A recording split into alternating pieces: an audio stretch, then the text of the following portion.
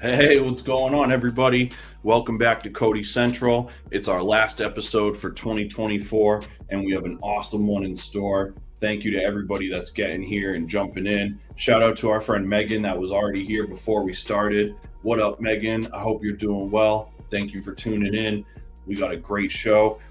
Wherever you're coming from, drop a comment. Let us know that you're here. Give a shout out wherever you want to shout out. As always, we're going to give it a few minutes to let people jump in. Shout out to everybody that's getting in here so far. Big ups to all my YouTubers. As you know, we always say we're trying to grow the YouTube foundation and we're putting out more documentaries and behind the scenes footage. So if you haven't already, make sure you subscribe to the Hellhound Publishing page when this is done. Comments are huge, likes are huge. Thank you so much for that. Hey, big up to my man Scott who just jumped in here as well. What up, Scott? Hope you're doing well too, bro. I hope everybody had a great holiday. Hope everybody's been enjoying some well-deserved time off. And yeah, excited to get back to it as well. Like I said, I got my brothers from Hellhound Publishing here with me tonight. We're going to be talking about all sorts of fun stuff. I got a bunch of cool questions for them about some of their favorite things going on this year. All right, our homie Byron is going to be on in about 15 minutes, so we'll see him soon. So I want to just start off the show by going over some of my favorite stuff from this week, like we usually do. So my first choice for music of the week is I've actually been going back to the Common and Pete Rock album, The Auditorium Volume 1. I might have even had this in another episode too, but this album has had so much replay value and is really just like a great grown man rap record from top to bottom. Very few, it's pretty much a playthrough all the way through. So that's a really great one. Common and Pete Rock, The Auditorium Volume 1. They're going to have a Volume 2 coming out next year that they've already announced. So I'm even more excited to listen to that. And so my movie of the week is an interesting choice. I actually watched this a few weeks ago, admittedly, but I really wanted to talk about it because I think it's a great one for people to come and see. It's called Evil Does Not Exist. It came out in 2023. It's a Japanese movie by a director named Ryosuke Hamagachi, who is really well known for a movie called Drive My Car. This movie is about a father and daughter who live in this village close to Tokyo, and it's a very like quaint, peaceful village. And one day the village inhabitants find out that there's a company that's trying to come in and buy property and build a camping site. The camping site is going to be right near where this father and daughter live, and it's going to really disrupt their life. And so it's a really unique way of seeing, it's hard to really say a lot without giving things away, but what sounds like kind of a simple premise, they really take a beautiful and thoughtful way of looking at how people are going to deal with that kind of change in their life. It's got some of the best cinematography that I've seen in a long time. It's remarkably emotional. So if you have access to Criterion Channel, if you go to Barnes and Nobles or someplace where you can buy Blu-rays, it's on Blu-ray as well. It's a beautiful movie. It's bound to make you emotional. It's a beautiful story. It's called Evil Does Not Exist. Big shout out to my brother Ryan, who just jumped in here as well. We've got a nice audience going tonight. This is really cool. Thank you, guys. Big shout out to Jill, who just jumped in here as well. Hi, Jill. Thank you so much for being here with us tonight. So I was just going over some of my music of the week, which is Common and Pete Rock's The Auditorium Volume 1. My movie of the week, which is Evil Does Not Exist from 2023. And my read of the week, I'm still reading Subliminal. Let me see if I brought it with me. I did. Subliminal, How Your Unconscious Mind Rules Your Behavior. I've been reading this. We've been talking about it on the show the last couple weeks, and it's been really thought provoking and really like challenging the way I perceive things. So naturally I've just been digging into that a lot. But plenty of great books out there. Find something to read, dive into it, take as long as you need to. The important thing is that you keep reading. So that's all my favorites of the week. And I'm going to run through some event listings here real quick, not as long as usual because it is the end of the season. And so naturally things are going to slow down. Okay. So Thursday, January 2nd, anybody that saw our first episode of Cody Central that had Chef Adam Jumptown, well, a lot has happened for Jump since the show. He has since become a manager at Abreu's. He's still doing the country club and all of his other ventures as well. But now he's going to be running Abreu's, which is a really dope pub restaurant in Dracut, right near Pelham, New Hampshire, but it's in Dracut, Mass. So what he's doing is Thursday, January 2nd, is going to be the first Jumptown roast beef day at Abreu's. Starting at 3 p.m. on Thursday until they sell out, you can go and get one of the famous Jumptown super beefs that we were craving and talking about on the show. It's one of the best sandwiches I've ever had. Anybody who knows me has seen that I've driven out of my way to get one. So now is your chance to get one on Thursday, January 2nd.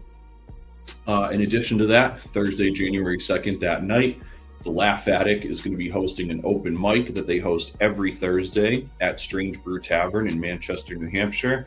Anybody that is into comedy, if you're an aspiring comedian, if you want to test the waters, if you just want to see people really building on their craft, Laugh Attic is one of the most reputable comedy open mics in the area. Definitely worth checking out.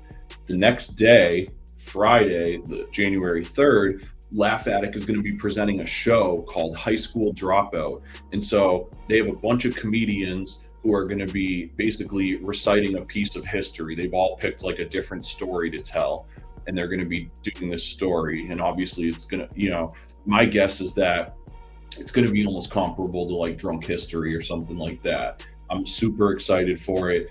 Andrew McGinnis, who was on the show recently, is going to be on there. Danny P is going to be on there. A ton of awesome comedians.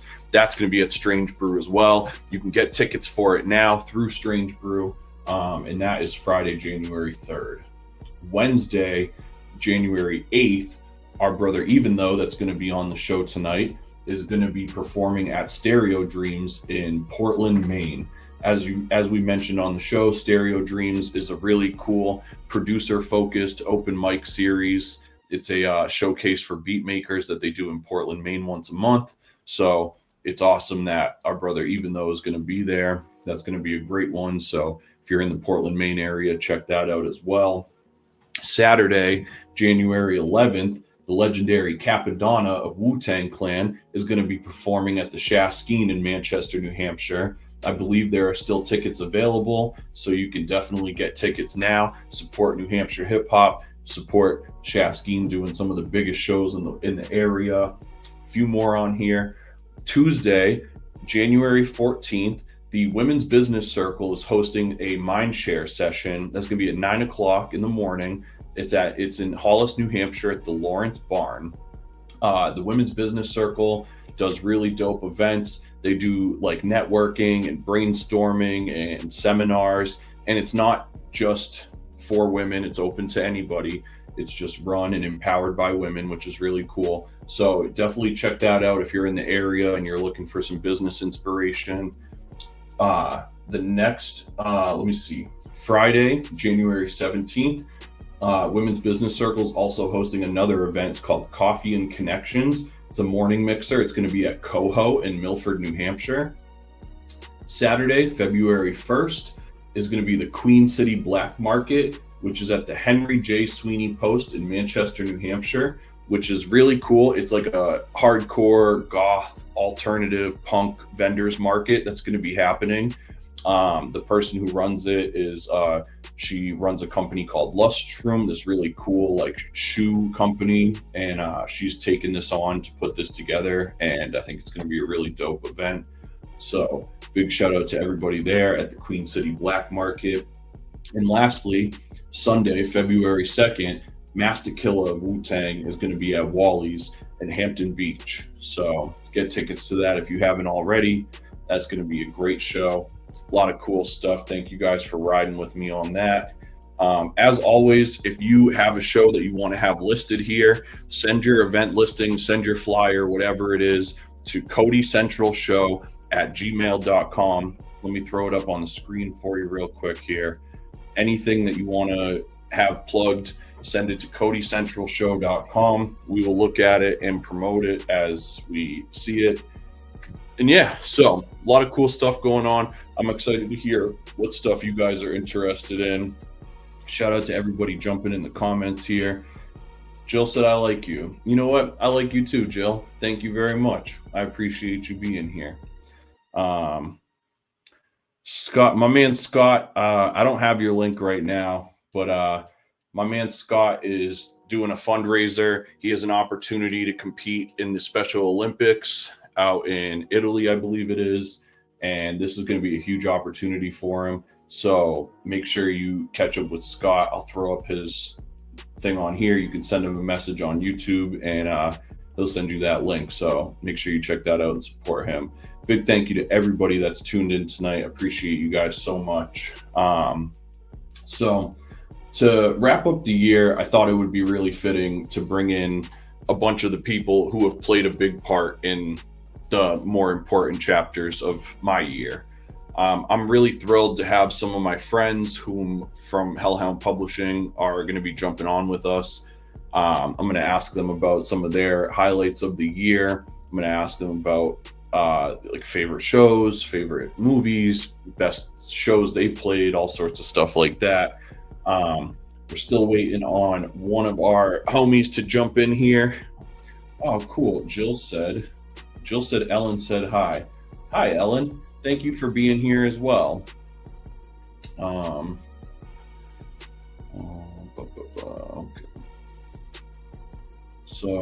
Okay. So yeah, you know what? Instead of waiting, let's start bringing some of the homies in. I gotta reverse order some of this stuff here real quick. But so first guest that I would like to bring into my virtual late night couch here is the chief officer of Ambient Boom Bap. He's a lo-fi and hip-hop artist who represents Gate City hip-hop by way of the Worcester, Massachusetts area now. Everybody, please give a big shout out and welcome our brother Even Though. What's up, y'all? Ken, there's an applause there for you. Woo! Even Though! Yes, the chancellor of the boom bap, the ambient boom bap. Yes, that's courtesy of Tripsy, actually. Yeah, straight up. Yeah. Thanks for recalling that and throwing that in there. That's great. Yeah, absolutely, dude. We're getting applause from the crowd. I like this. There you go. We got applause from Ryan. Jill said Amanda said hi. Hi, Amanda. Thank you for watching as well. All right. And up next as well, I'd like to introduce one of Hellhound Publishing's most unique artists.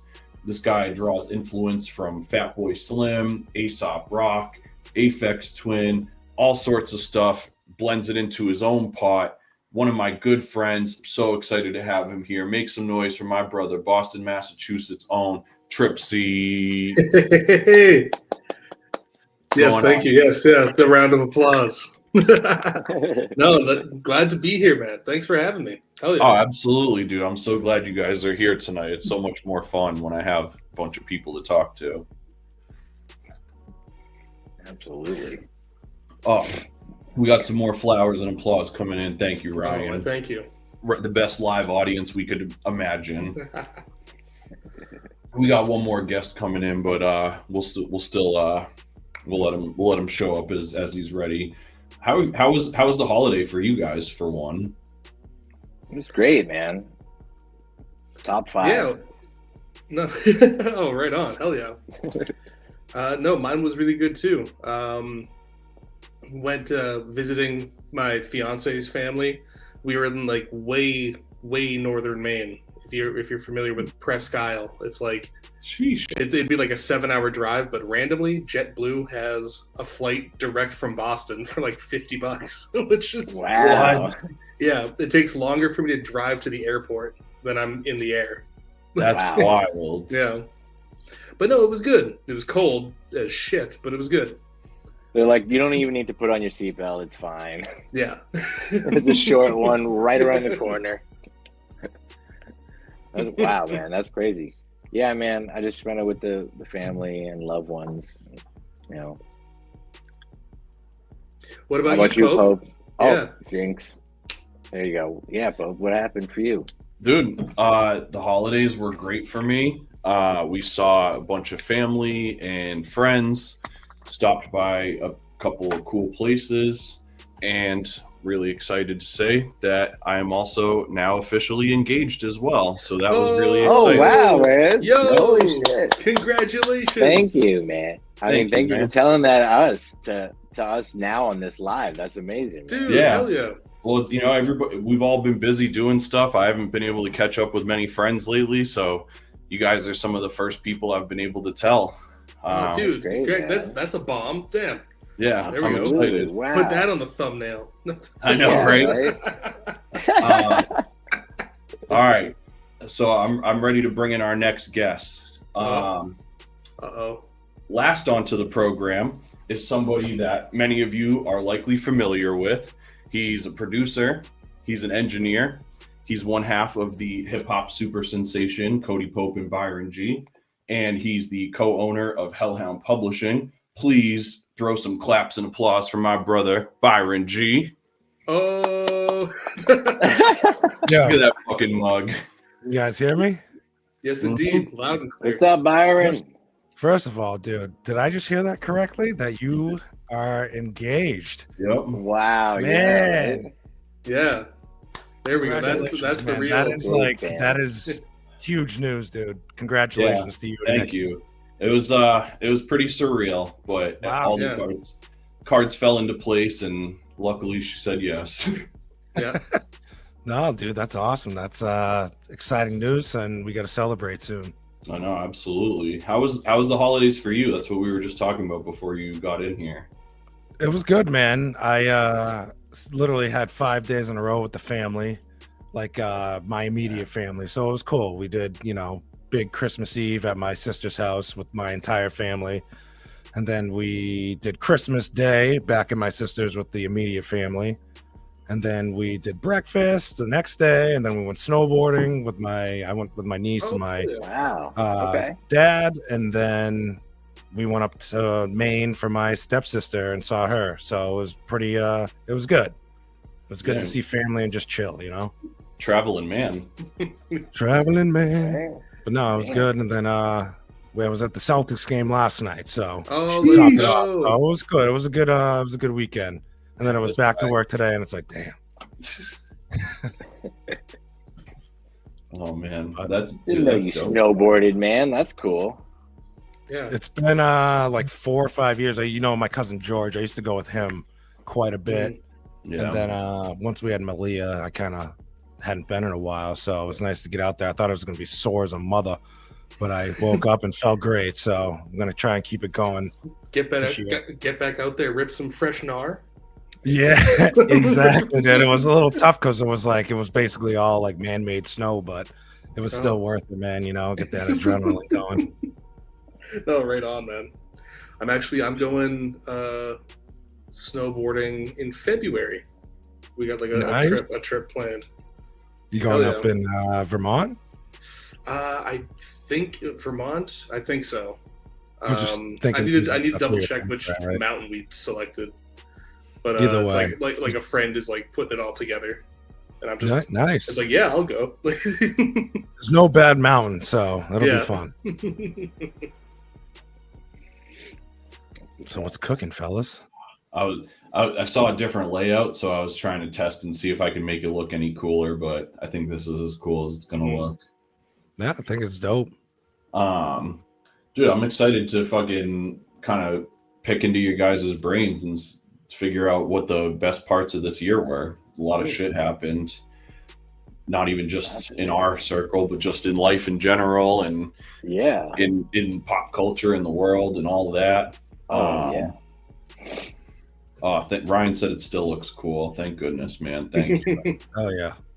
Shout out to Ryan. Yeah, I think that this is the first episode that we've had this many guests on, so far so good. Yeah. Dude, let's jump into it, right? First thing I want to know, and this is attendance based, not performance based. What's the best show or concert that you attended this year? Let's start with Even, though, just because he's to my side. Is it like not performing at it, or just like attended? Yeah, what's the best show or concert that you just attended, that you just went to because you loved whoever was performing or whatever? In this year? Yep. Honestly, can't say I got out to many shows that I wasn't like performing on or like knew somebody who was there. But like of all time? Is that a different question, or is that? I mean, that's kind of a different question. Completely different question, but it's okay. Yeah. No. Well, I'm gonna have to pass because I didn't go to many shows that I wasn't performing at. I would say holiday. Can I say a holiday stroll? What was your favorite show that you performed at? I would say the Stereo Dreams, where we all were there. That was fun. That was a good time. That was so really dope. fun. Right, big up. Ryan said he loved the show with the food, but most are great. That's how I feel. I love shows with food. Yeah. You guys did it up on that. I assume he's talking about the album release party. Yeah, I think so. That was a great night. But yeah, that Stereo Dreams show was pretty special. I'm excited to do something like that again, hopefully. Hell yeah. Shout out to Graphic Melee. Like, hell yeah. Big shout out to Graphic Melee. Yeah, he's the man. Just all the way up and down. Straight up. I'm excited to let everybody know Graphic Melee is going to be on Cody Central on March. What day? Fuck, I didn't write it down. But March 31st. Oh, hell yeah. Okay. He's going to be on the show because his new album Stereo is going to be coming out later that week. So nice. I'm excited to be talking all about his new album and all this stuff that he has going on. What about you, Tripsy? Did you what was your like best concert that you attended this year? Best show that you saw? Or... The best show that I saw had to have been Queens of the Stone Age at Boston Calling. Damn. This is the second time I think I've seen them. No, third time. They're incredible. They're one of my favorites, and they kill it every goddamn time. But yeah, a bunch of the stuff at Boston Calling. It was a good year this year. Like Queens of the Stone Age, the Foo Fighters, Paramore. Paramore would be so sick, dude. They were headlining one night, or like on one of the main stages. Killed it. But no, I just Queens of the Stone Age get me. Man, I'm so glad you mentioned that, dude.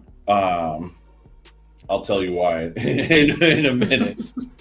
It's just for Cody. That's just for him. So glad you.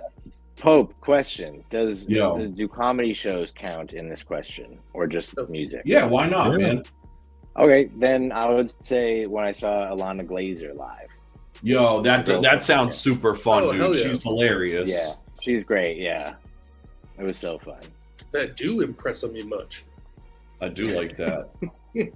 What about you, young Byron? You went to some cool shit this year. Dude, the best show was the one that you got me and Danny to go to. Have Heart Speed. My first ever what do you I would say your first hardcore show. Hardcore, okay. So yeah, first hardcore show. The venue was dope. The food, the empanadas are great. And then it was my first hardcore show, so I got to experience like the whole running up on stage and bumping into the lead singer and diving off, dude. It was incredible.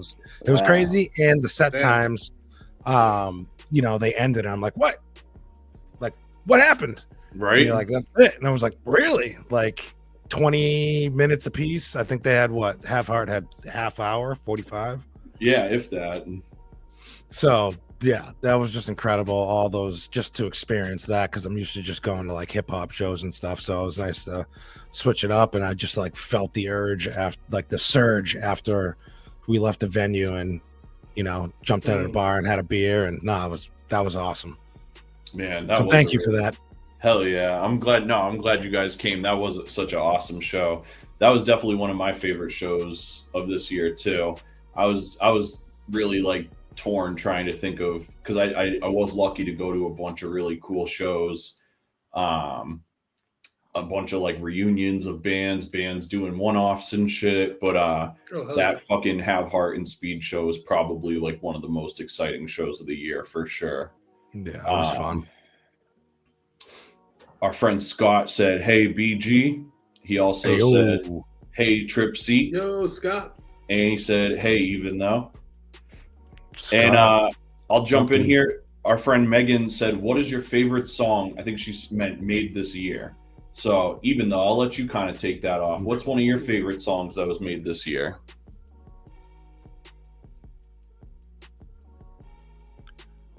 Hello? Can you hear us? Oh. Even though. Where did you go? Even Seems though. very focused right now. Pope, Yeah. Guys, can you guys hear me at all? We can now. Yeah. Wait, put your hands up if you can hear me, because I can't hear shit.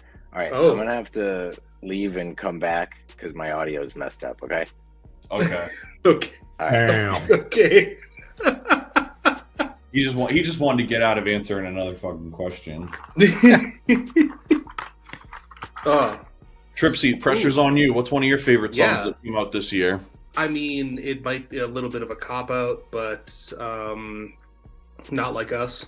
I mean, Yeah, I can't blame you. right? I mean, that's one of them. Honestly, Espresso, Sabrina Carpenter. My fiance's been doing a lot of like the new the lady pop wave that's kind of going on, like Chapel Rowan and Sabrina Carpenter. Not usually my cup of tea, but actually it's just been playing in the house and I'm singing along. Like I really like the production. Things are going back to, we're kind of getting out of the 80s phase that we were in a little earlier in the year, like last year, where a lot of pop was, I felt, emulating like 80s stuff. We're kind of now it's starting to like emulate more like 90s, still kind of retro-y in a production sense. Because that's like, it's hard to say songs that were made this year. Because I've been listening to a lot of different stuff. It just didn't come out this year. I feel you. I was kind of on that same boat with you. I will say, for like singles, Alchemist had some of my favorite singles this year. His like own stuff that he did. He did the Nothing Is freestyle, and he did the other song. I can't remember the name of it, but it's the joint that's like all about bringing his son to the bluey fucking thing. If you saw the video for that. Yeah. Those two songs were like, those two videos and songs were like some of my favorite joints that I just had on repeat, like nonstop, that weren't like part of an album. Mm-hmm. Okay, yeah. What about you, Brick Rubin? Dude, honestly, anything off of Dochi's album. Ooh, I kind of thought you were going to say that, but I'm not mad. The entire album's fire. I don't think there's one bad joint on it. Tyler, the Creators, dude, honestly, that song Sticky with Sexy Red is fire. I've been kind of like keeping an open mind this year. And then Samara Sin, dude. I just copped tickets to go see her in June with Smino. But dude, she like quickly jumped up there on the list for me this year as well. And then obviously, Euphoria, Meet the Grams. I know. I was gonna say Meet the Grams too when you mentioned Not Like Us. I was like, I think Meet the Grams was my favorite beat out of that whole. Yeah, and it was like, I don't know. It's kind of like the movie Kids or Requiem for a Dream. Like you hear it like a couple times and you're like, all right, bro, like I'm good. That shit was creepy. Yo, you know what I'm saying? It kind of just put that whole beef to rest for me after that one. And then Not Like Us was just like the cherry on top. And lying, dude. huge Kendrick fan, always have been. So it was good to see it was good for the culture. Yeah, dude, true that. It's kind of like that Simpsons meme where it's like stop, he's already dead. Like, Yeah, exactly. And that was just like the nail in the coffin. yeah. And you know how you win a rap beef by getting lawyers involved. That's that way to go, Drake. Yeah, right. That was. And he's still talking about it, like on these other streams and stuff like that. I see. Yeah. It's like, all right, dude, like you kind of lost. It's hurting. It hurt you. That's just my opinion. Yo. Hey. Even though. Hey, y'all. I'm glad y'all are talking about the Kendrick thing. I heard this much. The Kendrick and Drake stuff. What's Yeah, so we had a comment that asked us what was our favorite singles of the year. So what is your favorite single that came out this year that like wasn't maybe part of an album? Did somebody already say Not Like Us? Yes, Tripsy did. Okay, though. That's what kind of got us on this endeavor. Okay. Did someone already say Euphoria? Yes, but Hey. your feelings are your feelings. Okay, So though. that- Yeah, it's whatever. I'm Yeah. thinking what my Apple Music Wrapped told me because I don't use Spotify. Hey, that's fair. Shit. Probably something by Aesop. Oh, what was okay. that first one? The beginning of the year, remember? ITS or something like that. Yeah, we listened to that on the way up to. That did come out this year. Yeah, Innovative the Tech Vermont show, Solutions Cody. or whatever. Oh, That was- dude, yeah. that was on repeat. That was a dope. That was a dope album. Fuck, Yeah, I forgot that was the. I thought that was last year. No, that was earlier this year. Hell yeah. Yeah, it was like earlier because it came out. We did those shows in March, and we would listen to that full thing front to back up to the Rex. So Yeah. That was so it probably came out in either late February or March. yeah, that was The a good one. the story track about the crackhead breaking into his house is great.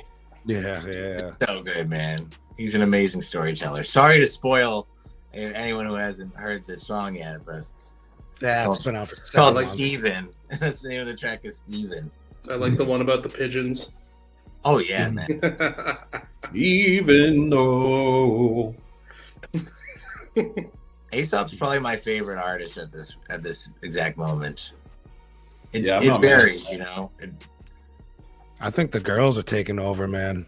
Yeah, y'all listen to Doechii? That was my pick. That's- One yeah, of them. Hell yeah. Whole ass album. don't say too much. I'm gonna ask you guys about albums later, so Okay. hold those. What thoughts. about you, Pope? What you got? Oh, like my joints were the Alchemist joints. Oh, that's Yeah. right. That's right. Yeah. Sorry. Nothing is freestyle, and the one from the fucking whatever that trip. I wish I knew what that song was called, but the video they go to do the bluey shit, and it's awesome. Was the Alchemist and Hit Boy? Was that last year? No, I think that was this year too. Was that beginning of this year? I like that. That was one really too. dope. Y'all see that Alchemist and Yasin Bey got an album coming? Yeah. Oh Yeah. damn! That shit's gonna That's be intense. amazing. Did you hear Yasin Bey's Christmas album? I didn't get to hear it, but No. no, It's it wasn't like a Bandcamp thing. Yeah. All right, so we got a bunch of questions in the comments here. Oh hell yeah! Everybody knows Scott. Scott asked your favorite basketball teams. This is going to reflect more on you guys, but Oh. Come on, Trip, man. I'll let you start, Trip. Okay, well, I mean Celtics bleed green, but I'm also originally from Canada, so the Toronto Raptors have a very special place in my heart. I love them. But I've just been riding the green wave these last few years, and then we're champions. We're a city of champions again. I got 3 of the 5 starting 5 jerseys, so I need to go to 2 more games to get 2 more jerseys because I only buy them at the I love Garden. that. Nice. Fuck yeah! I got Tatum, Brown, and Porzingis. I need Derek White and Drew Holiday. Yeah. I love the Yes, Celtics. yes, I love yes. the Celtics. That's it. Maybe a little Pritchard in there later. Oh, of course. 6th man of the year. Most improved. He's going to get Yeah, 6th man of the how year. about He that? should. He's He's a- a sniper. We Yeah. got Steph Curry. We have the new Steph Curry. Right. I don't want to see him leave. I don't want to see him start anywhere else. That's what's going to happen if we don't Exactly what's going lock to him happen. down. Yep. So it's safe to assume that we're probably all Celtics boys here. I'm a Vancouver Grizzlies fan. Ooh, throwback. Yeah. Okay. By way of Celtics, Memphis. Yeah. That's good. We got Scott's approval. He said go Celtics. Oh, Yes. Celtics, yeah. He also Even said that his friend Katie says hi. So hi, Katie. Thank Hello, you Katie. for watching with us tonight. You got that game last night, though. I just gotta say, we won like 18 for 50 from three. It was Al Horford was awful from behind the arc. Tatum was horrendous the whole first half. JB held it down, and so did Pritchard. But you know, we smoke them, smoke the Pacers the other night, and then we lose by Missoula like, ball. Yeah, we're doing like this is like some 2016 Houston Rockets, except all of us can James score. Harden. Yeah. It's even like we're shooting. It's statistically we are shooting more threes than any team has ever shot ever, including like the Harden Rockets and Steph Curry. It's like we're just jacking them up. And when they don't fall, it hurts. If we shoot close to 30%, like close to 40%, we win. It's something like 27-2, like for games that we win. Like we just, if we shoot well, we destroy them. Yeah. It's like, but wow, that's what an observation. If we score more, we win. All right, I'm gonna switch it up a bit. Ryan asked a really good question. He said, with the new year dawning on us, what is the thing you hope to try differently in 2025? And since Trip Seat started, let's start with even though this time and go this way.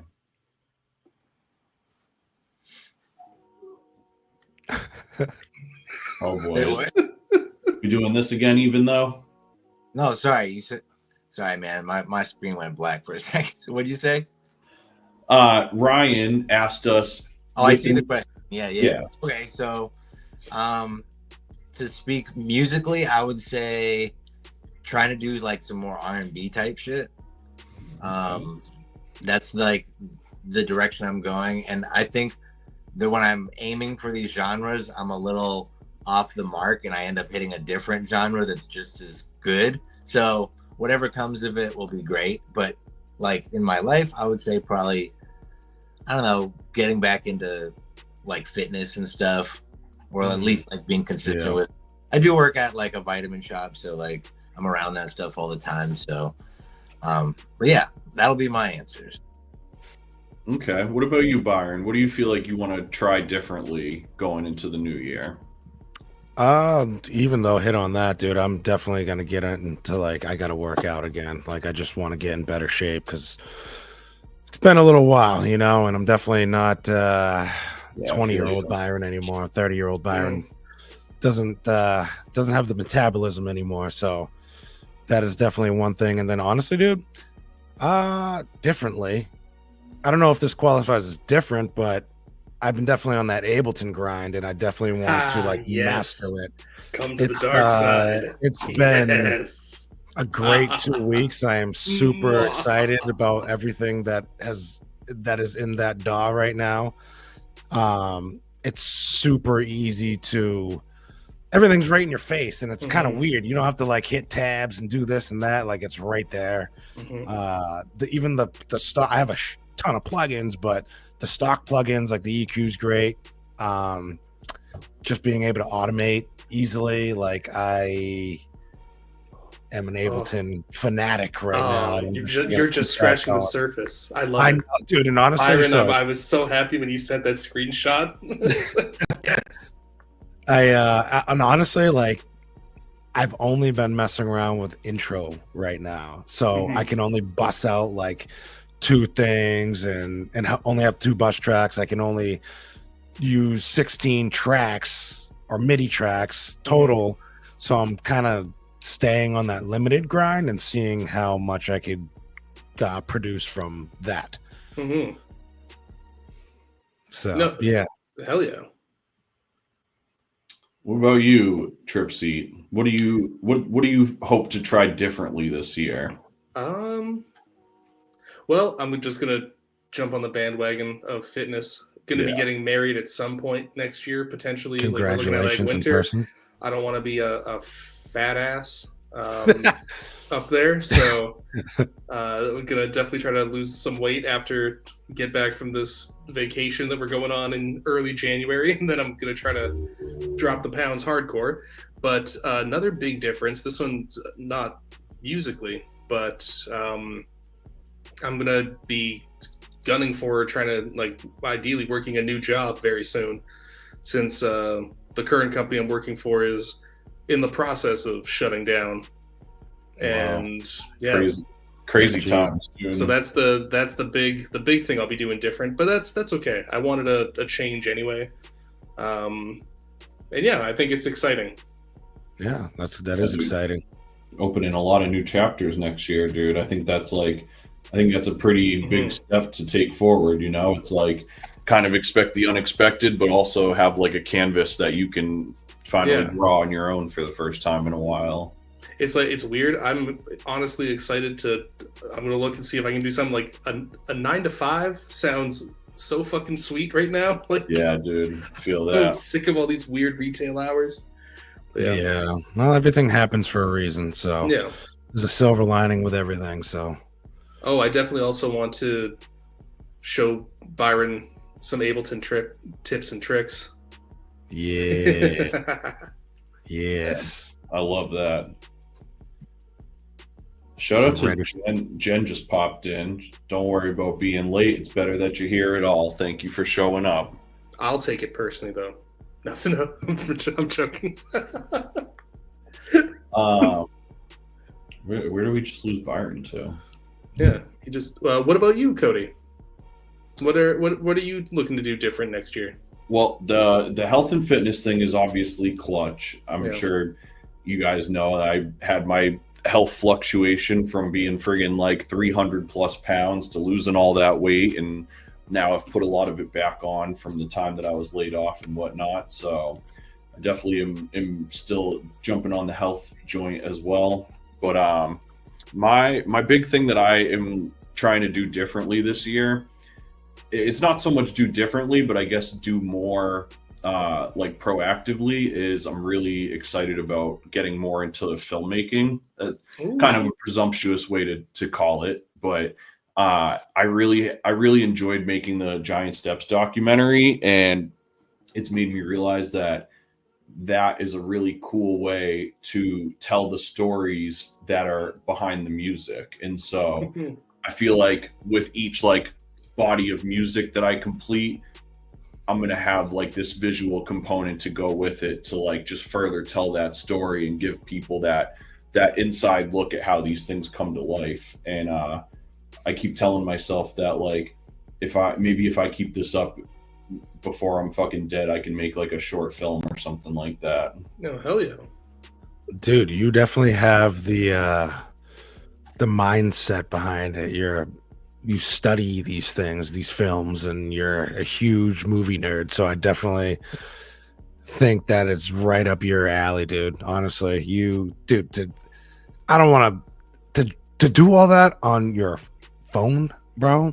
I don't know if anybody knows that, is like incredible to me. Like that was like the most impressive thing ever. And it was all, dude, well done. And you should definitely keep doing it and move farther with that, because it's you're an artist, and that is something I think that will bring your artistry to the forefront. Thank you, man. I appreciate that. Ryan said, "Thank you for answering my question, guys. I appreciate the depth of all your responses. Much love." Ryan, we appreciate you being here, bro. Ryan, as we always say, is like one of the most supportive people in the Hellhound community. And so with friends like him, we can keep this train moving, you know? Let's lighten things up a little bit here, and we'll reverse the order this time. We'll start with Trip C. What was your favorite movie that came out in 2024? Ooh.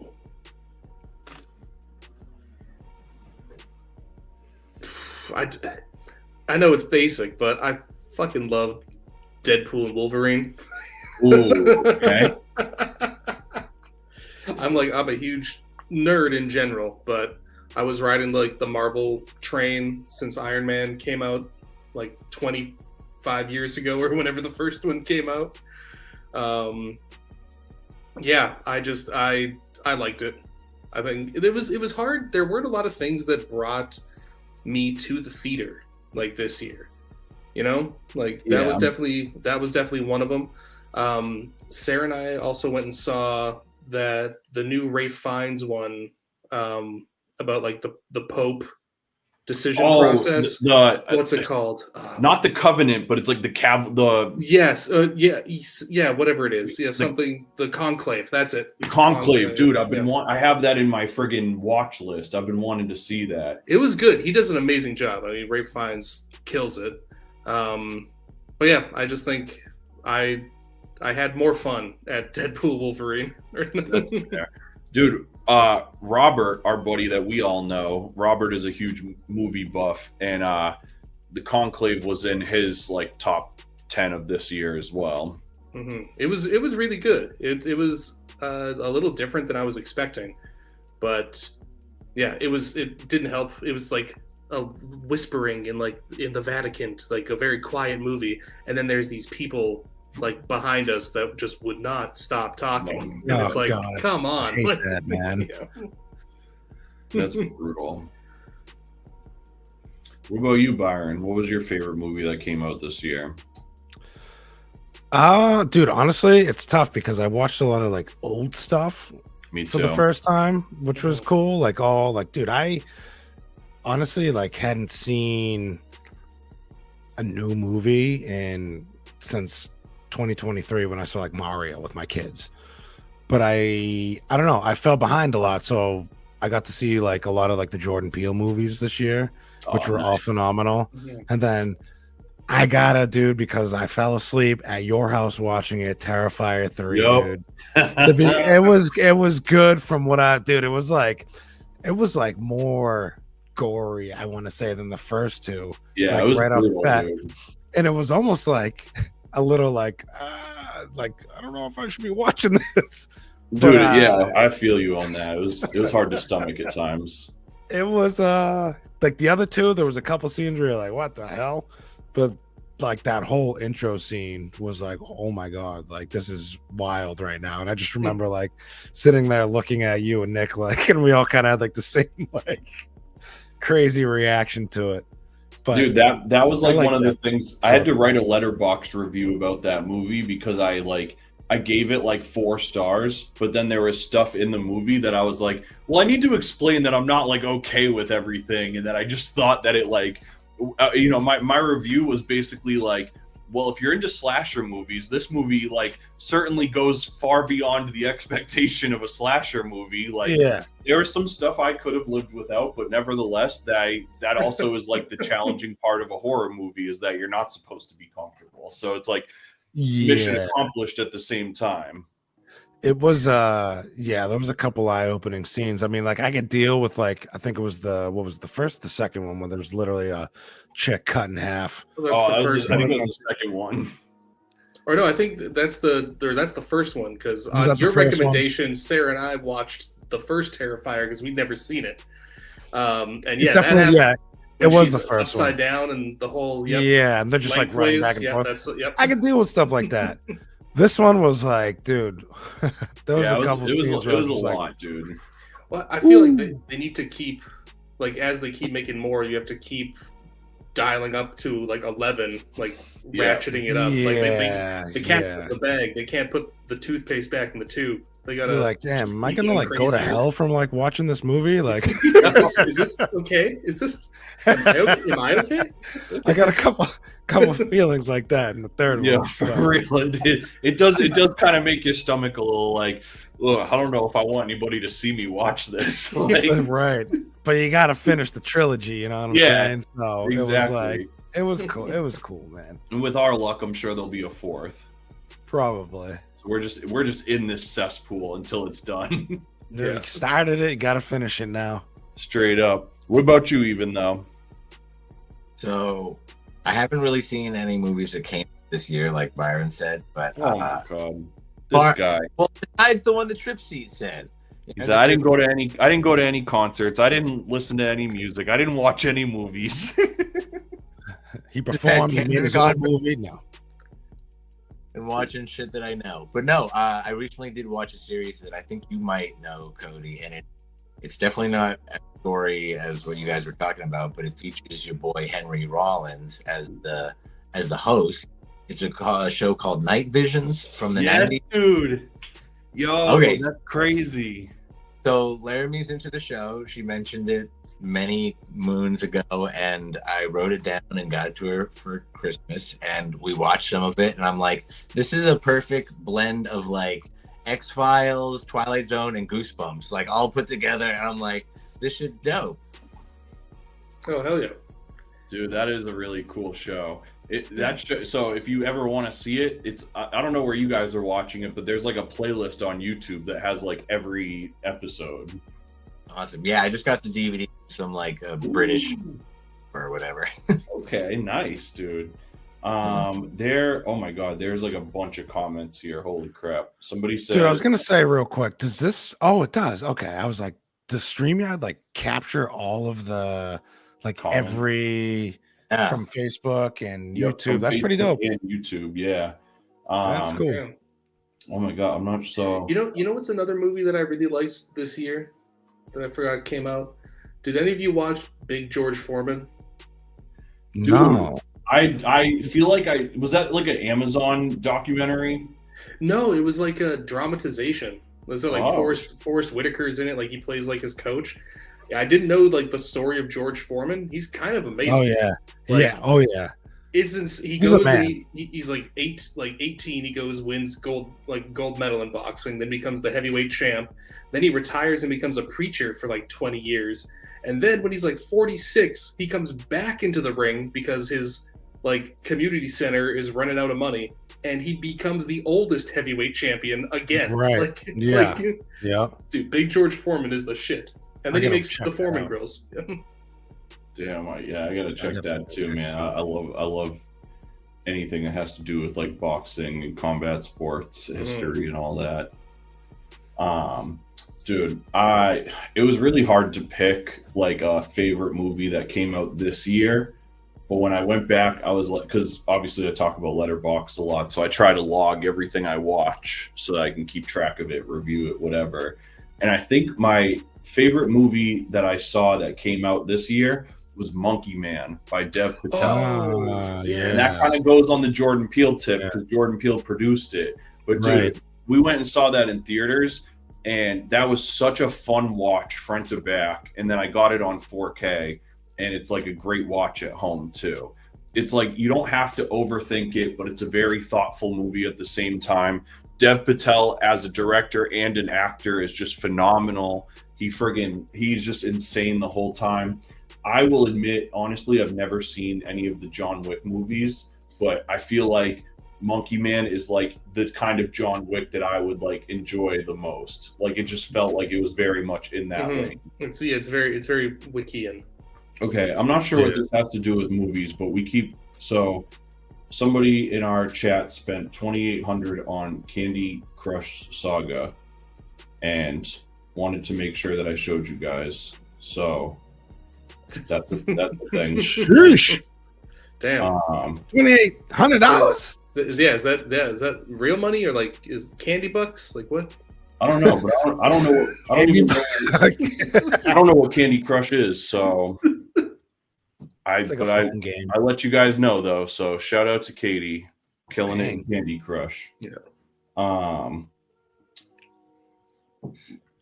Totally like lost my train of thought. In movies, which you're saying, you like Monkey Man. Yeah, Monkey Man. You haven't seen John Wick. No, have not. But Monkey Man, definitely one of the coolest movies I watched this year. That was a really good one. It was phenomenal. It's a cool story too because they had like done most of the movie and they showed it at I forget if it was at Cannes or Sundance, but they showed it at one of those. And Jordan Peele was at the screening, and he like bought the rights like right away. Oh, that's cool. Yeah, and I think that damn good. I think that was like the perfect pairing of people to like bring that movie to life. It's funny. I remember seeing that preview. I think it was like at the Super Bowl last year. Like seeing it during the Super Bowl. I might be mistaken, but it looked awesome. I think you're right. Byron, are you drinking right now? Wicked hazy, bro. Okay. Oh, hey. Comments are looking out for you. They said BG's drinking. Don't get wasted.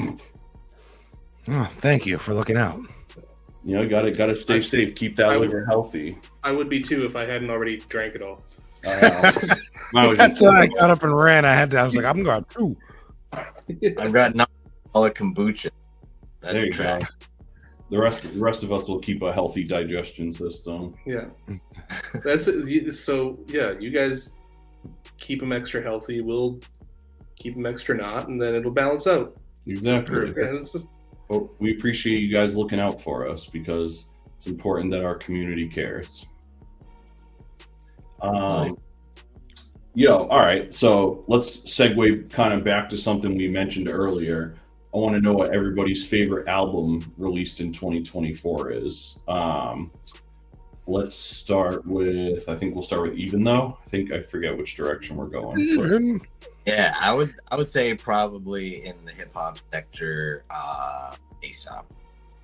Yes, if we're not including GNX, because that just happened, and it came out in 2024. So, but I will say, the way Aesop does his albums versus the way GNX was, Aesop, my choice. I like that. Aesop Rock, great choice. What about you, Byron?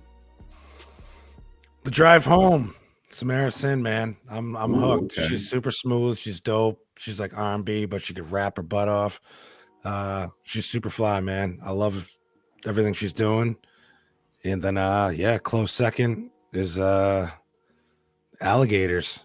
Doji, man. I think Alligator Bites Never Heal. Yeah, Alligator Bites Never Heal. And then third would probably be Tyler, the Creator's album. So bad with names, but I think those are my big three. Yes. Yep. Dude, great choices. Yeah. Those are my big three. What about third, you? Oh, sorry. Say that again? My third choice after GNX would be Glorilla. I was bumping the shit out of some of those tracks. Yeah. Interesting. Okay. I'll have to check that out. I've never listened to her. Dude. Both of you guys have mentioned her, so I'll definitely check it out. Yeah, man. If you like Texas rap, this is like Memphis, and it's dude. Oh, I love Memphis. Oh yeah, great. Yeah, she's dope. I like her a lot too. Yeah. What about you, Trixie? Favorite album in 2024? Definitely like Even Though, Integrated Tech Solutions, the Aesop Rock joint. Also Mugshot by Pete and Baz. I thoroughly enjoy. They're the two old guys from the UK. I really dig their they're fine. drill stuff. Fire. I didn't know they came out with an album though. Yeah, it came out like not too long ago. Yeah, that's awesome. Mugshot. Yeah, and then also this one, it's this duo East Coast, Giant Steps in Gate City. Maybe you heard of it? This is I've never heard of it. Where can I find that? Everywhere you listen to music. Thank you. No, but for real, actually, like that album. The album is great. The release party, the show was such a great time and so fun to be a part of. Byron, your beat making is unprecedented. It's incredible. Thank you, man. Cody, you've on like a whole new, like it's just a little more like introspective, but still you get the rapidy raps out when you need to. Mm-hmm. Thank you, man. Byron rapping, like, dude. That's a treat. No, it's an awesome album. Like, hell yeah. Excellent work, fellas. Thank for you, real. man. Yeah, it was fun. That was a good one. Yeah, that was a wild ride for sure. That leaves you, Pope. What about you? So I was torn, right? So I'm glad you guys all mentioned a couple because I have a couple too. Blue Lips from Schoolboy Q was probably like one of my more replayed albums this year. I just loved the like the sequencing of it is so interesting. They just there's like beat switches in between songs. There's like really interesting transitions and samples. His like lyrical approach is really interesting. That was like one of the most fun listens of the year, I think. I have to put Common and Pete Rock's The Auditorium Volume 1. That was just another like so much replay value album. And I'm so glad Evan mentioned it, but one of my like surprise favorites of this year is This Is Why from Paramore. I've known Paramore for a long time, but I was like, I wouldn't call myself like a fan, you know, I just like knew them and they were cool and whatever. But my girlfriend or my fiance is a huge fan of them. And dude, so when that album came out, she really put me on, and I love Talking Heads. And they ended up doing like Talking Heads cover, and then David Byrne like covered one of their songs. And so when you listen to the This Is Why album, it very much has like that Talking Heads kind of feel to it. It's just very like groove oriented, like very fucking clever songwriting. That's gotten a lot of fucking replay over this year in our house for sure. That's dope. Speaking of Talking Heads, has everyone here seen Stop Making Sense? Oh yeah. Byron and even you guys. One of the best concert films of all time. Oh, it's so good. It's just what is it called? It's called Stop Making Sense. It's a concert film from the Talking Heads. It's incredible. If we're talking Heads right now, I got my brother a book about that band because he's into it. It's the story of like some of their best songs or whatever, like a story per song, whatever. And also I was scrolling through my Apple Music to see which albums I was bumping this year. And when I found Glorilla, look who's right next to him. Oh. So, yeah, there we go. But yeah, if we're talking like alternative shit for the year, Fantagram had a really dope album. I don't know if any of you ever listened to them. It's like I remember Fantagram from their collab album with Big Boy. That's how I heard of them, bro. Like if that's the Big Boy cosign, I'm checking them out, you know. Yeah. And I've been a fan. Excuse me. I will say too, man. Snoop and Dre's new joint that they dropped. Oh, Missionary. Oh, dude, there's like 3 songs that just like instantly, when I heard them, like inspired me like right away. Like, what's it called? Out of the Blue by those two is like, listen to that if you haven't already. The beat is insane. Oh, hell yeah. And then, dude, I remember listening to Blue Lips on the way up to where were we headed to, like Concord or something, Cody? Yeah. And the show that we were doing got canceled. Yep. And so I haven't really I listened to like some tracks here and there. So that's one I definitely got to like replay because I feel like I missed a lot of I think we played it like back to back. Yeah. And it was dope.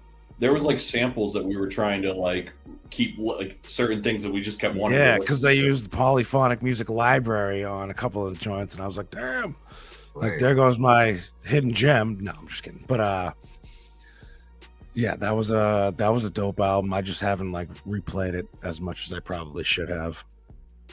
And then I gotta say too, one more. I'm sorry, dude. Samurai from Lupe.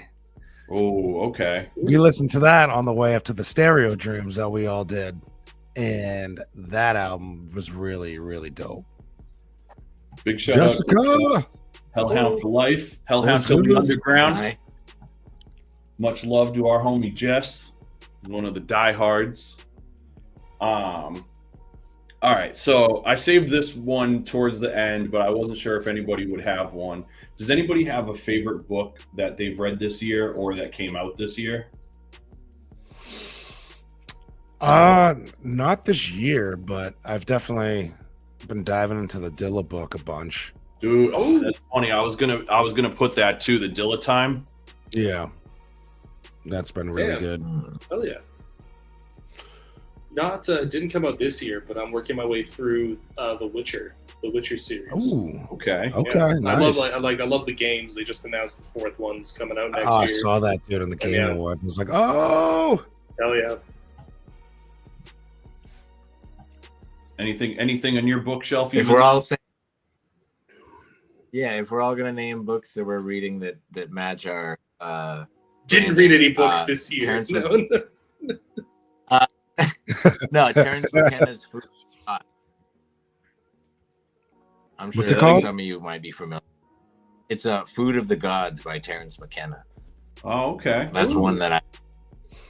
Yeah, it's a thick one, and I play it at half speed on the audiobook because it's really really dense, but it's talking about psychedelics and stuff. okay. Oh, cool. Okay. Yeah, Oh, hell yeah.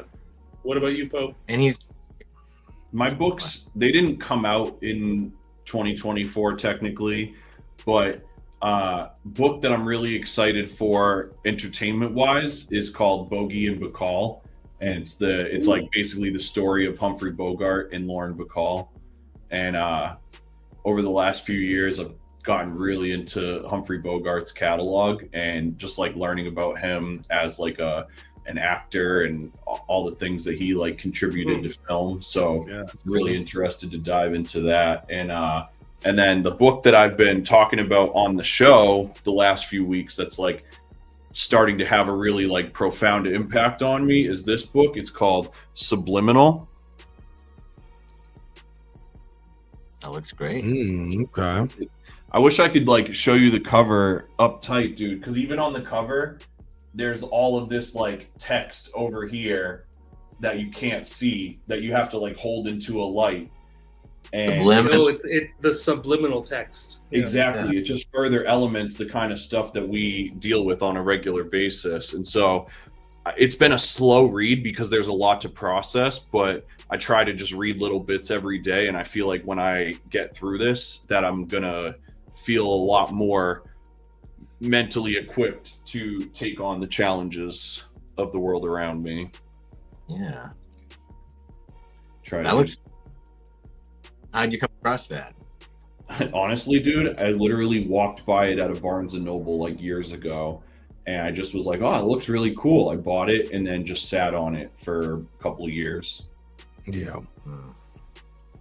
I'm good at that. I have a lot of books and movies that I have bought and then are like, well, I got so much other stuff I got to do beforehand. Like, I'll get to this when I get to it. Oh my god, dude!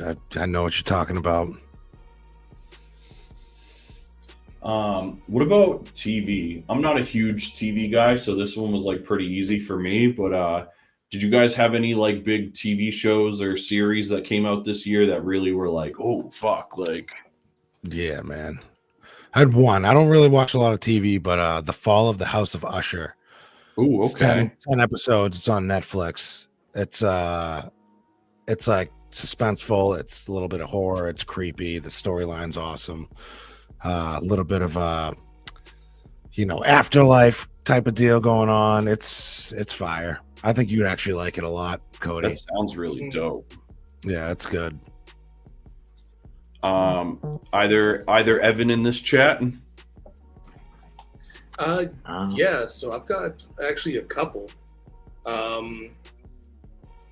So it didn't come out this year, but I just watched it for the first time actually very recently, just over the holidays. Have you ever seen Lonesome Dove?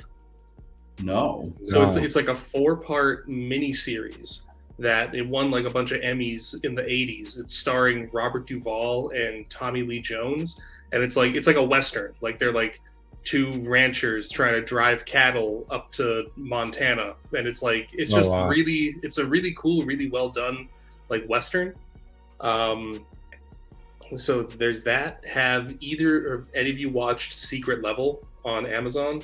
No. No. So it's kind of similar to Love, Death, and Robots, where it's like each episode is its own little contained thing, and it's a bunch of different directors doing stories based on video games and like nerd stuff. Like the first one is Dungeons and Dragons. There's an episode that's Warhammer 40K, and it's just crazy cool animation in these like vignettes that all these different directors do. It's really cool. Wow.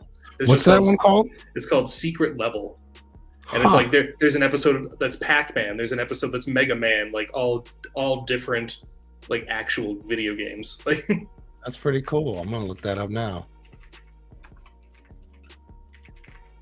Yeah, I'm gonna have to check that out too. It sounds pretty rad. it's pretty sweet. So I will say, Was what? the new Rick and Morty this year? Did that come out this year? Oh, I don't know. damn. Oh no. I think so. There's 'Cause I know that- Futurama too. Yeah, I think this New was season the with first season with the new voice actor. Yeah. Oh God, really? I don't even know. Yeah, I remember like being like really critical of every episode. But I liked it. I mean, it's still Rick and Morty to me. Like Dan Harmon's still in there, you know. But yeah, Archer. I don't know if any of y'all fuck with Archer, but they had a new season. I think they came out this year. I used to be heavy on that. My old roommate, Eric Powell, man, he used to love that. He got me into that. It's so good. It's so Yeah, funny. Archer's wild. Yeah, it's good. It's good. Also, Bob's Burgers keep steady content. Like, Can't really believe good. that's still going. Yeah, like 15, 16 seasons. Man, yeah, it's definitely. I think it's going to be up there with like the Simpsons and Family Guys and South Parks. Like, I didn't always think that at first. Like, I always thought it was a cool show, but I like wouldn't have been surprised if it didn't even make it 10 seasons. But now it's like, man, it's like people just have such an attachment and affinity to those characters. I remember seeing the world premiere, like the first episode, after watching football on a Sunday. Yo, Bob's Burgers followed up with it on Fox, right? yeah. Yeah, I remember that. That was 2010 or 11, I forget. It is weird that like, I mean, it's really funny and well done, but it's weird that show is as big Crazy. as it is. You know, like yeah, Yeah. you guys were just saying that. Yeah. Sorry, my computer was almost dying. I had to get my charger real quick. I Oh. realized I wasn't plugged in. Computer blue. Dude, I know that feeling. This is episode 7. So episode 5, I had a comedian in studio with me. His name's Andrew McGinnis, and I forgot my fucking laptop charger. And while we were in the middle of the show, my laptop just shut down. Oh, And luckily, he had his phone going. So he was just up on the stream by himself while I'm running around the studio looking for a charger or something. And I finally got it on my phone, but it was like, man, it's got to be one of the like most chaotic episodes ever because I'm a fucking idiot. Growing pains, man. It's all right. Straight up. You learn. Now my setup is I look like I'm a fucking 80s hacker now. I got like 3 monitors in front of me. Dude, so favorite TV show, I think I have to give to Tires. Anybody Oh, get yeah. Tires? Yeah. No. Oh, On Tires, Tires is good. It's so good. it's on Netflix. It's Shane Gillis's show that he wrote with his Gillian Keeves crew, and it's about them like working and owning at a tire shop. It's only like 8 episodes, but it's friggin' hilarious. It's so funny.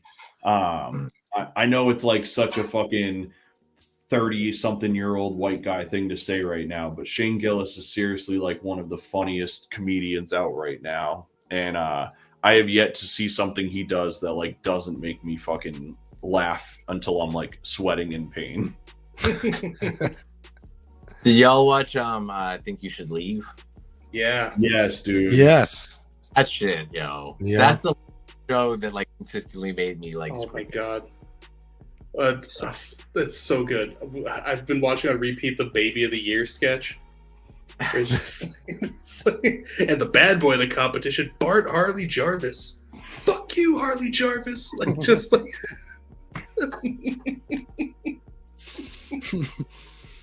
Oh my god. oh my god. Man. Dude, awesome. do any of you guys have Amazon Prime? Jawohl. So my runner-up show technically came out in 2023, but it's a show called I'm a Virgo. You guys heard of that or seen that? No. So it's a TV show made by Boots Riley, who he is the guy. He's a director who made what the fuck is his? Sorry to Bother You. Okay. He's done a bunch of other shit too, but that was like the movie that I knew him for the most. But he ended up doing this show on Amazon called I'm a Virgo, and it's only like a few episodes, but it's basically this like absurdist mini series about this kid who is like a literal giant, and like his mom like hides him in his house because they don't want him to be like attacked for being a giant. And one day he ends up like going outside of his house and somebody sees him, and it just turns into this whole other story from there. But it's just like, it was like a show that I went into being like, this is a weird concept. And by the time it was done, it was like, so like, oh my God, I love this guy. Like, I want the best for him. This is going to be so incredible. It's just like a fucking phenomenal show. And you can like binge it really fast because it's, I want to say it's like 8 episodes. I'm trying to look it up and see how many episodes there are. I feel like I neglect Amazon a lot. I do too. 7 episodes. So it's not even that long of a series. Mm-hmm. Oh, shout out to our man Nathan Fuller jumped in and said, Cody Pope is the man. Appreciate you, Nate. Much love. Nate's a nice hometown supporter. Always comes out to show love for what we got going on. So much love to him. Much love to everybody that's been in here tonight. So I know you guys might have tapped into this with Ryan's question, but I guess we'll go a little more in depth this time. And rather than just what you would do differently, what would you say is like one of your biggest goals for 2025? Something that you haven't done yet or didn't do this year that you know that you want to do consistently next year. And whoever wants to start, I'll let you take the floor.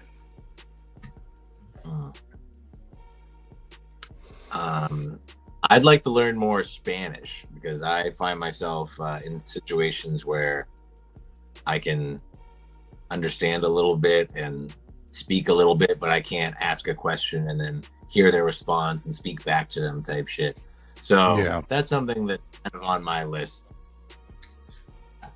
Okay. I like that. Just getting a new skill set. Yeah.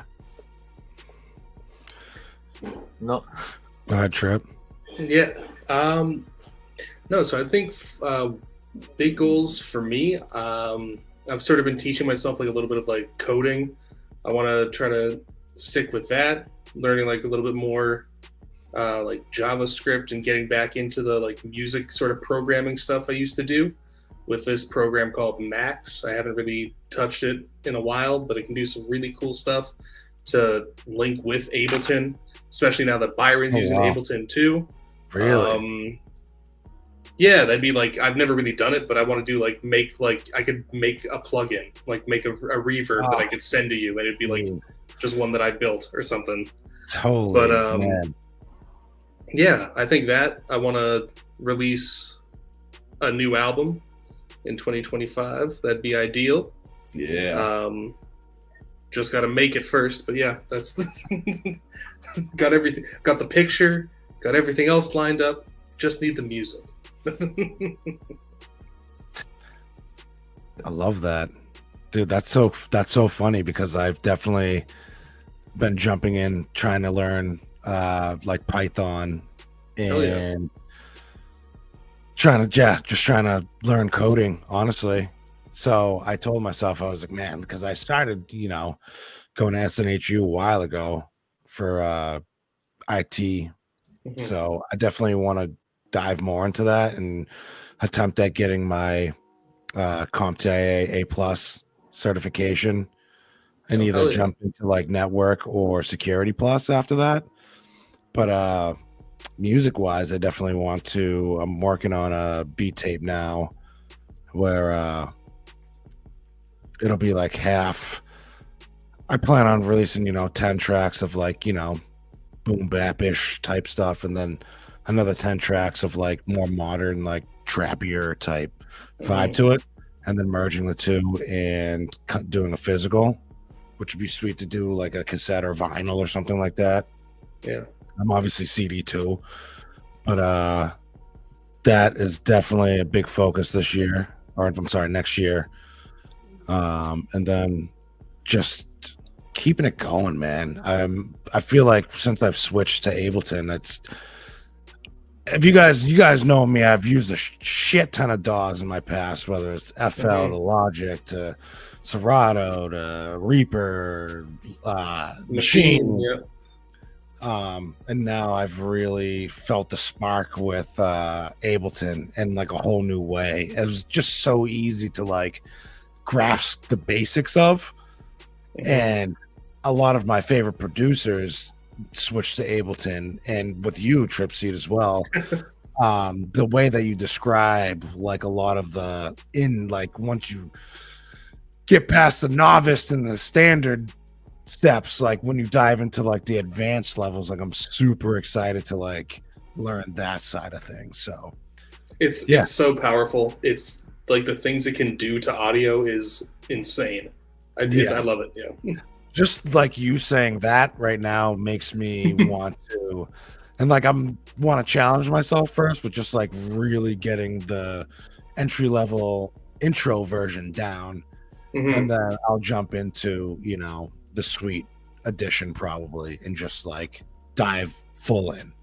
Hell yeah. So I want to release something first with like the basics, and then after that it's like, let's go.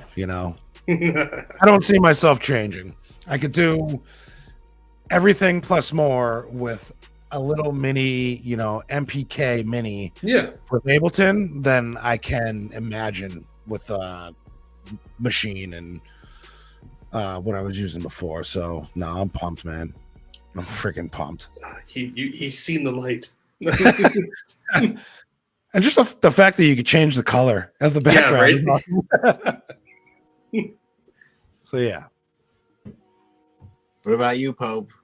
Oh man, well, big shout out to Jen, who's been in our chat. She said, Cody and Byron, you're amazing. Jen is a huge fan of the Hellhound movement, always pulls up when we're in her area. So thank you for that love and support. Thank you. So my goals for 2025, so it's like I have like a set of like personal goals and a set of like creative and business goals. And so like my personal goals really revolve around obviously like my health. That was a big thing. I had been on a crazy exercise regimen prior to my job at Harley and subsequent layoff and all of that. So I want to really try and just like get back into my fitness shit, because that's definitely like a catalyst for like positive use of my mental health and more ability to get ahead in life, and trying to continue the goal of making Hellhound a sustainable company on its own. Obviously, most people know that everything Hellhound does is funded by Byron and myself and the consortium of people that we have working with us. And so it would be nice for this thing to take care of itself soon. And with all the support of people buying tickets to shows and buying CDs and buying merch and all that kind of stuff, I think we're going to get there sooner than we realize. And I guess that kind of flows into my creative goals too, where I'm really, like I mentioned earlier, I'm really focused on getting deep into YouTube and how to document and kind of visualize the Hellhound experience. And so coming up with more ways to tap into older projects that we have, as well as things that we can do preemptively for new releases too.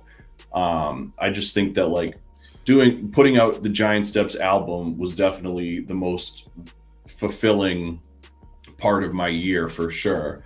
But I think one of my most creatively surprising was doing that documentary, and that really has just put like a battery in my back to just keep that going, and just figure out how we can continue to build a community here on YouTube where people know that they can come here, and if they want to learn more about Trip Seat, there's videos about Trip Seat, and they can see the Drum Machine Vibes episode where you guys interviewed him, even though has a bunch of like show recaps and micro doc stuff. We have listening party micro docs and stuff from Byron's album. And I think when people consume that stuff, it makes the music a more like connected and personal experience when they see these visual pairings that go with it. And so there was a long time where I depended on Evan to help me out with all of my like visual ideas and really just trying to get him to help me bring things to life. And so I feel really lucky that now both of us have these abilities to do different visual things. And I think putting all of that gas on the Hellhound fire is really just gonna finally introduce us to the people that we've been needing to meet. We've been lucky to have the community that we have, but the most difficult thing has been getting new listeners involved and how do we reach a new audience. And I think that doing this YouTube thing is really going to help us. So that's my goal. No, hell yeah. Our man Nate jumped in here and asked, what is our favorite hip hop album of 24? I know we kind of went through this, so I'll let everybody rattle one off real quick for him. I'll say my favorite hip hop album of the year is a tie between Schoolboy Q's Blue Lips and the Common and Pete Rock album, The Auditorium Volume 1. How about you, Trip Seat? Yeah, I think I might just stealing it from Even Though, but it is the Integrated Tech Solutions Aesop's new one. Oh yeah, you can have that one. Feel ashamed not to remember the JID album dropped this year, and I bumped that. That shit was so dope. So I'll say that. Listen to that. That's a great one. Yeah. For me, it's Alligator Bites, Never Heal, and The Drive Home, Doechii and Samarison. I like that. Great choices across the board. Hell yeah. So I want to grab something real quick. Hold that.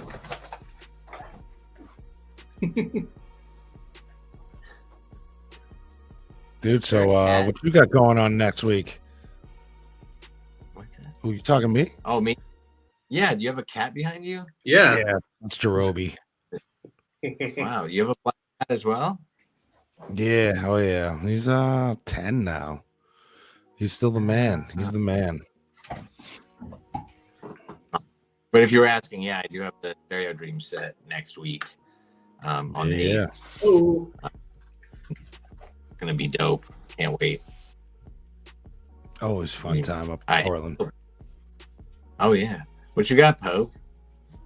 Reappeared. Oh, yeah. I just wanted to do some shameless self-promotion while we had the opportunity to. If anybody that's watching the show has been hearing the sound bed in the background and likes the music, that was produced by Byron G. And Byron has an instrumental album that's available on all streaming platforms called Rain Check under Byron G. You got all those? This is the display one from the studio. These are sold out, so you cannot get this on CD at the moment. But we will likely repress this when Byron's new album comes out. But for now, you can listen to it on streaming on all platforms. This is you'll hear this all the time in different videos that we put out. If you guys haven't had a chance to hear Trip Seat's debut album Carnivora is also available everywhere. It's 9 songs of hard-hitting electronic and hip hop.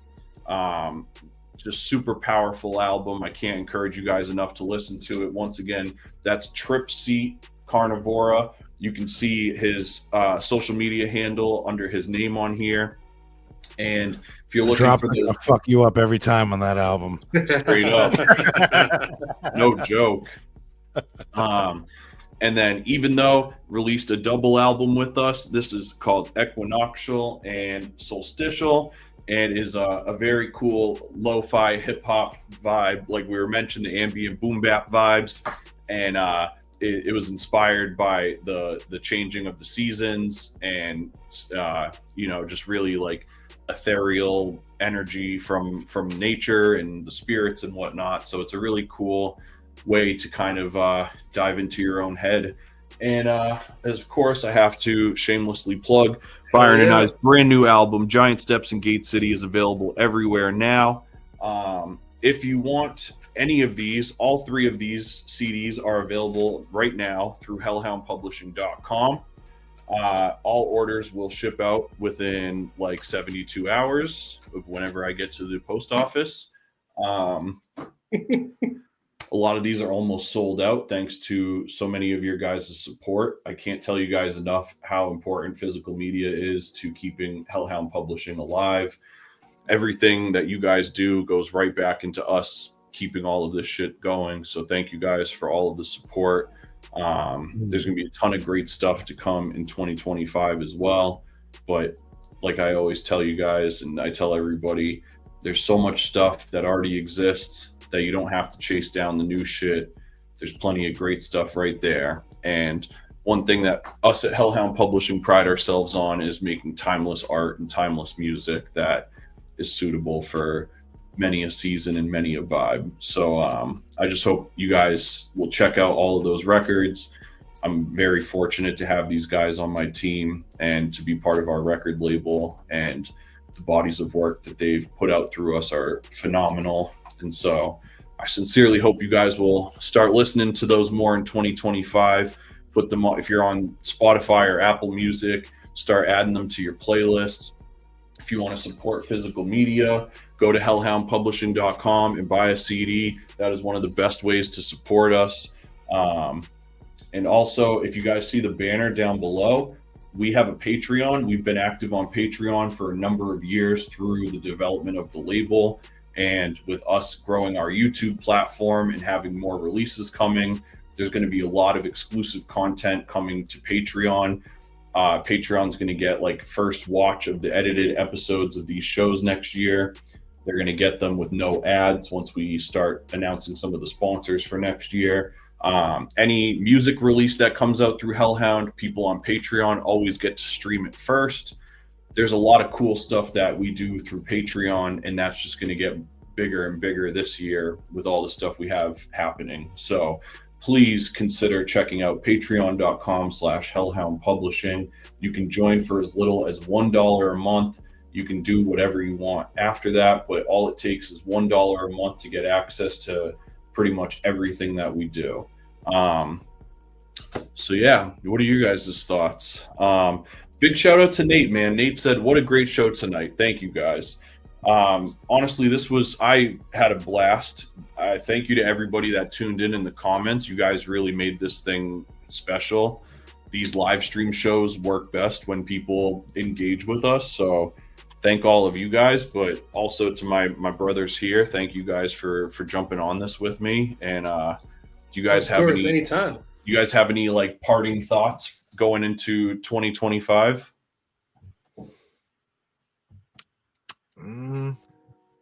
Who's first? Well, no, I think I'm excited. Like, I know, Cody, you're familiar with this. We were talking a little bit about my employment situation going to be changing up. I'm looking at it as an opportunity, and I think there's just a lot of good things to come for next year. Absolutely, dude. Absolutely. Oh, Carnivora, check it out. And pay attention in April, because there might be some sort of anniversary event or something that we're doing. Yeah, might be a little documentary on the way. Hell yeah. So I'll go, since I know I just dropped this on everybody, but I think the thing that I want to leave people with is that, and I am doing this myself as well, but we have to challenge convention going into 2025. We have to do it all the time, but I think we're going into a time period where it's more imperative now than ever to really challenge the status quo, challenge what people around you are doing, and challenge yourself to step out of your comfort zone. I know for me, I've used this example with you guys in private, but in growing my music career, one of the big things that I always had was doing shows and going on tour and doing stuff like that. And obviously, as we've all gotten older and, you know, our time has become more dedicated to other things, it's become really difficult to do the same amount of shows that I was once able to do. And so I had to realize that there are other ways to have this same goal that I want to have. And for me, one of those things is all of this visual content stuff that I've been talking about. And so I'm challenging myself because, you know, about a year ago, I wouldn't have even made a video for YouTube on my own. I would have never thought to edit it. I wouldn't have thought I could use my cell phone to do it. I was scared of everything. I thought you had to hire a professional, and taking that on has shown me that, like, there's so many other ways to get to the goal. And so the challenge, the goal remains the same, but the path to get there, I think, is going to be a little different. And I just have to step outside of my comfort zone and try these new things. And by doing all these other things, it'll make the shows that much more special when we get to do them.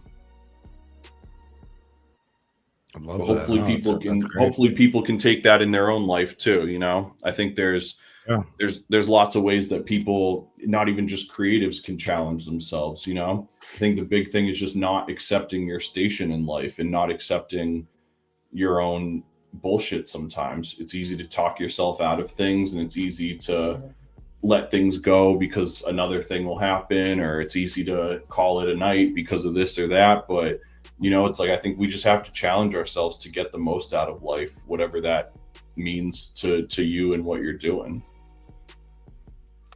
I agree 100%. Well said. Yeah, hell yeah, man. So yeah, you don't get to piggyback off that. You guys got to go now. So for me, it's just like, just do what you want to do. You know what I mean? I'm sure there's, with everybody, you know, we've all had past loves, whether it was art, whether it was whatever the hell it was. But like for me, it was just like, dude, I went snowboarding and I was like, oh my God, like, why did I ever stop going? Like, if it's money, like, fuck that. Like, make it happen, you know? Yeah, straight up. And just challenge yourself. Keep challenging yourself, and almost like piggybacking off what you said, it's don't become too content with where you are, and never settle for the easy way out, even if it makes you, you know, whether it's a financial freedom or it's whatever the hell it is. Like, eventually, if you're not passionate about it, you're not going to want to do it forever.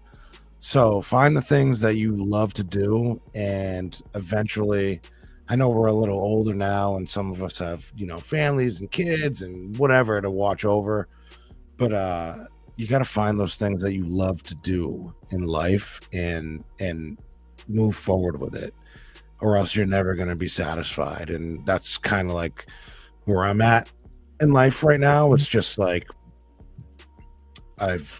last year was a lot of change, and I feel like this year there's going to be even more change, because I'm just going to take full control of what it is I love and bring that passion into my life again, so I'd never get burnt out. I never, you know, obviously things are going to happen, but just to keep it, I don't know what the word I'm looking for is, but just to keep the passion going. Just don't lose the passion.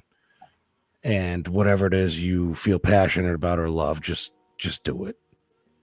Absolutely. I think to that point too, like we all have to kind of remember that nothing worth having is going to come easy. You know, the thing that you love doing, to make that the biggest part of your reality is going to be the hardest thing that you do. And that's why it's going to end up being the most valuable thing that you do, you know? Right. Yeah. Exactly.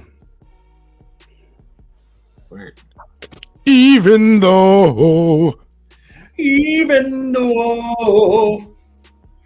Yeah, so Around like butterfly. never hear that.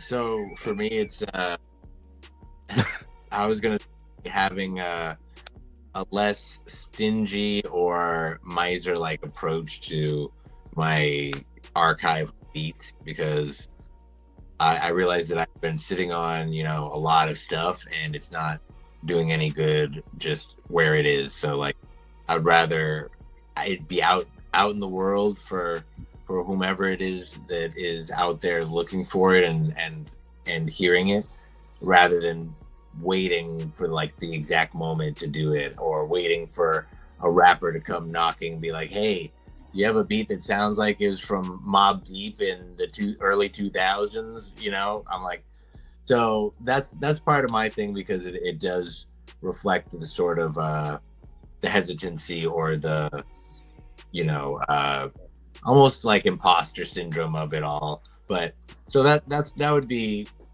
part of my parting words and goals combined, I guess. I dig that, dude. I like that. You know, Mhm. if you have a big archive, then you should put that out into the world. I like this. This is cool. So Jen, one of our commenters, said hers is volunteering for the military at Pease in Portsmouth, which Pease is the airport up there, if I remember correctly. So I think that would be really cool. Obviously, like working for Harley Davidson, I had a lot of responsibilities that involved doing things with veterans and stuff like that. And we would host a weekly veterans coffee social every Friday for like 20 vets. We'd give them free Dunkin' Donuts, like coffee and donuts. And we would throw like numerous events through the year. And man, I can tell you, dude, that so many of these guys and women and whatever, like so many of these veterans are so grateful for the things that people do for like volunteer shit and donation shit. Vets, you know, it's like it seems like there's a lot of resources for them, but they don't get a lot of love like that all the time, especially older guys who are not as easily able to contribute to society and go out and do the same things that they were once able to do. And so yeah, doing volunteer stuff for military groups and vets and stuff like that is super clutch. I think it's really cool to show those people that kind of love. Scott asked when the next hip hop show is. I think Friday. I guess Friday. So we just kind of locked this in today, but as we had mentioned earlier in the show, anybody that tuned into episode 1 of Cody Central with Adam Jumptown, Chef Adam has now acquired a new restaurant in his portfolio, which is A Brews in Drake. And so he's trying to build up the live music following there. So on Friday, we're going to be kind of going and setting up shop and playing music and doing some networking and just kind of getting to know people, which reminds me, Evan and Evan, if you guys are around Friday night and you want to play some beats, let's make it happen. We'll get all the details off air, but it would be great to have you guys there. We could do some drum machine vibe style stuff, and it's going to be really good. Yeah. But basically, we're working on creating a pilot show right now so that we could do something like once a month or something like that, or maybe a couple times a month or whatever. So this Friday, A Brews, Drake, Massachusetts. Pretty sure there's going to be no cover, so all you got to do is just show up and have a good time. Good food's going to be there. Yeah, it's going to be the best friggin' food that you can imagine. We will put up a flyer for that tomorrow for sure. We literally just put this all together today. So kind of a short notice thing, but anybody that's free to come out, we would appreciate your support. Scott said CPAP. Yeah. Okay. Well, Scott, you can just ask Pat. I'm sure he will bring you if he's free. He's asking me to ask him. It's like, I can't be the messenger. I'm doing the show. Yeah, go hit him up, Scott. So come see us this Friday in Drake, Mass at A Bruce and help us build something that's going to be really special. If you ever came out to our residency at the Nashua Garden Wednesday night wraps, you know that we were really lucky to build a special community thing. That's exactly what we're going to be trying to do at this new space. And we're putting a new show together. And so the more of you guys that show up, the more you guys are going to help us really form this thing into something solid. So that's Friday. And then next Wednesday, January 8th, if you're in the Portland, Maine area, please go see Even Though. He's going to be performing at Stereo Dreams at the Aphodian Theater in Portland, Maine. That's Wednesday night. Oh, shout out to our brother Fee that just jumped in here. He said, Hellhound. What's good? Shout out to Fee. Shout out to everybody that rocked with us tonight, man. But yeah, so that's what's going down. Come and support us in these big endeavors. Huge favor that I have for everybody that's still in here right now. If you haven't already, please go watch the Giant Steps documentary after this. It's on our YouTube channel right now. It's about 40 minutes. So throw it on the TV, get some popcorn, watch it, leave a comment on it, drop a like on it. We're trying to get it over 100 views. We're currently in like the 60 something, which for a video that long, for being out for a few days, thank you. Fee said, fantastic doc. So yeah, any way that you guys can help us grow that video, that would really mean a lot to us. Like I said, throw a comment on there, drop a like. If you haven't already, please subscribe to us on YouTube. That's so important to our growth. We got to hit certain benchmarks so that we can optimize this thing in due time. And yeah, that's a lot of the stuff that I wanted to talk about. As we mentioned, Giant Steps, available now on CD and all streaming platforms. And I'm excited to announce that in the next couple weeks, Giant Steps in Gate City will be available at certain Bull Moose Records locations. We're going to be available in 4 stores starting in 2025. So you'll be able to get the CD there. And as time goes on, we are going to make as much of the Hellhound catalog as possible available in all Bull Moose locations. So with your support, if you live near a Bull Moose in 2025, pick up a Hellhound record. Long live physical media. For now, you can get everything right at hellhoundpublishing.com. I will fulfill all your orders and ship them out as fast as humanly possible. We have I forgot about that. It's exciting. Yeah, it's going to be really fun. I just packed them up today and got to go figure out a time to drop them off, and then they'll spread them out to the different stores, and it'll be really cool. I grew up going to Bull Moose throughout most of my life, and so it's really, the next thing would be getting in Newbury Comics, which is immensely harder, but that'll be our next 2025 goal. But to be in Bull Moose is like, that's awesome. Such a feat. I'm so excited. But yeah, that's pretty much what we got going on in Hellhound world, man. Thank you guys for tuning in tonight. This was such a fun show. The live stream will be up to watch shortly after this. If you missed any of the beginning, talked about great music, great movies, great TV shows, best concerts that we went to. Big ups to Scott. Scott said, thank you, Cody and BG. Appreciate both of you. Thank you. Everyone from Hellhound appreciates you as well, Scott. Thank you, Scott. Always out to support and show love, so thank you for that. Anything that you guys want to plug before we go, or you guys want to share like your social media or anything like that at least? Yeah, I mean, I took the tip from Tripsy and I put my handle in the name at the bottom there. you can follow me on Instagram at Beats by Even Though, and I have some stuff on SoundCloud by that name, stuff on Bandcamp under Even Though, stuff on obviously the Hellhound website, and TikTok as well. So go check that out before they ban it. Yeah, true. Shout out to Jen. She said, "Thanks for a fun night. Hellhound forever." That's Oh, right. yeah. Hellhound Shout till we're out, Jen. underground, friends. Thank you guys. Yeah. Love you guys. But yeah, you can check me out, trip_seat on just about everything. And yeah, stay tuned next year for some new things. A documentary going back. It'll be the anniversary of Carnivora, available at hellhoundpublishing.com. But yeah, stay tuned. You can find me pretty much everywhere at BG603. Yeah, got a whole slew of shit in the sack for next year, so just stay tuned. It'll be a good year. Straight up, guys. And as always, you're either watching this on Hellhound Publishing YouTube or you're watching it on Cody Pope Facebook page.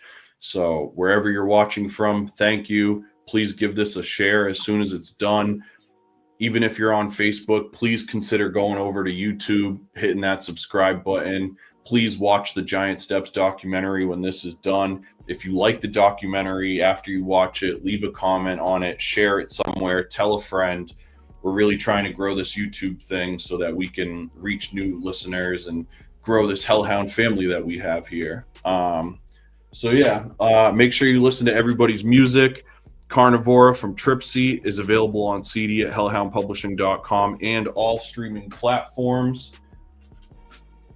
Both Equinoctial and Solstitial are available on one CD together through hellhoundpublishing.com and available on all streaming platforms.